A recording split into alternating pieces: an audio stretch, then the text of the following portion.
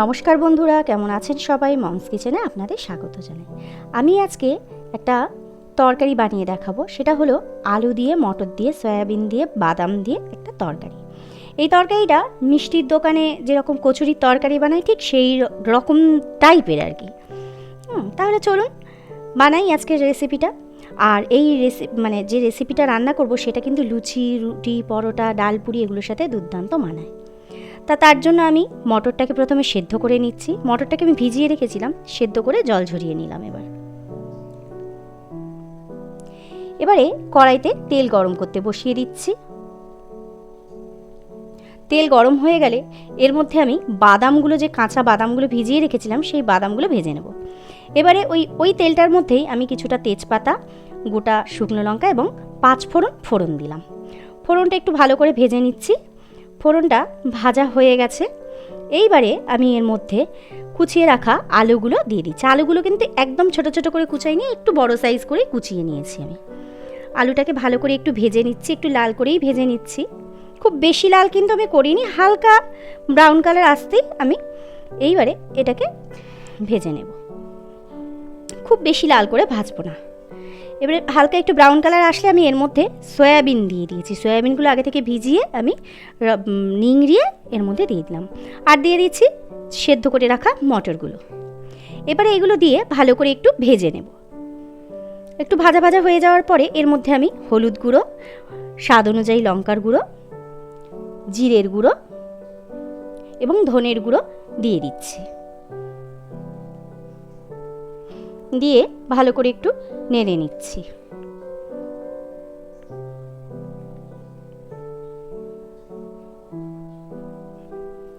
বেশ ভালো করে একটু নেড়ে নেব। এবারে আমি এর মধ্যে কটা কাঁচা লঙ্কা দিয়ে দিলাম।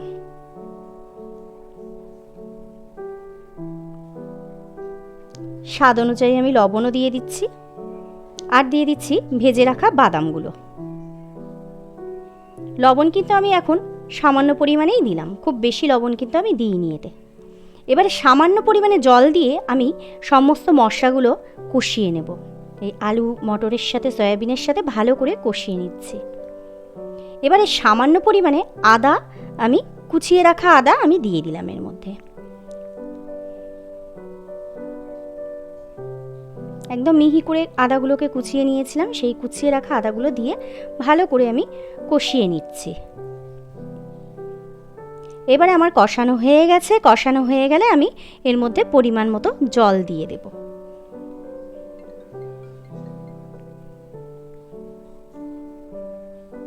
জল দিয়ে ভালো করে নাড়াচাড়া করে আমি এটাকে ফুটতে দেব। ঢাকা দিয়ে কিন্তু আমি রান্নাটাকে করেছি। দেখুন ফুটে উঠেছে ঝোলটা। খুব ভালো করে ফোটাবো যতক্ষণ না আলুগুলো সিদ্ধ হচ্ছে। আবার ঢাকা দিয়ে আমি আরও কিছুক্ষণ হতে দেব। এবারে দেখব আলুগুলো সিদ্ধ হয়েছে কিনা। একটু নাড়াচাড়া করে নিয়ে দেখব আলুগুলো সিদ্ধ হয়েছে কিনা।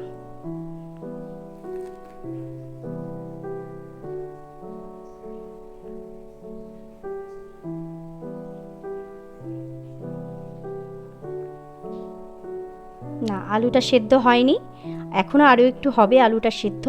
তাই আবার আমি তরকারিটাকে ঢাকা দিয়ে আরও কিছুক্ষণ হতে দেব।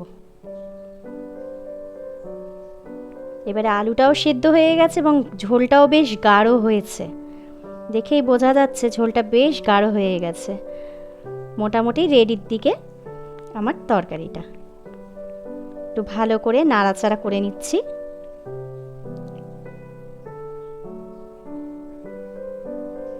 এবারে আমি এর মধ্যে গরম মশলার গুঁড়ো মিশিয়ে নিচ্ছি।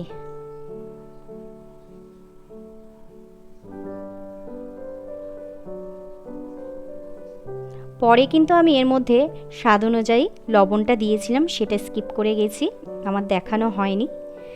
চলুন, রেডি করে ফেলেছি তরকারিটা। এবার এটা রুটি, পরোটা, লুচি, ডালপুরি, এর আগে আমি একটা ডালপুরির রেসিপি দিয়েছিলাম, সেই ডালপুরির সাথেই আমি তরকারিটা করেছিলাম। তাই আজকে এই রেসিপিটা আমি শেয়ার করলাম আপনাদের সাথে। তাহলে চলুন, ভিডিওটা আজকে এখানেই শেষ করলাম। আর রান্নাটা কেমন লাগলো দয়া করে কমেন্ট করে জানাবেন। ভালো লাগলে আমার ভিডিওটাকে একটা লাইক করে দেবেন আর চ্যানেলটাকে সাবস্ক্রাইব করে দেবেন। সবাই ভালো থাকবেন, সুস্থ থাকবেন। দেখা হবে পরের একটা রান্নার ভিডিওতে।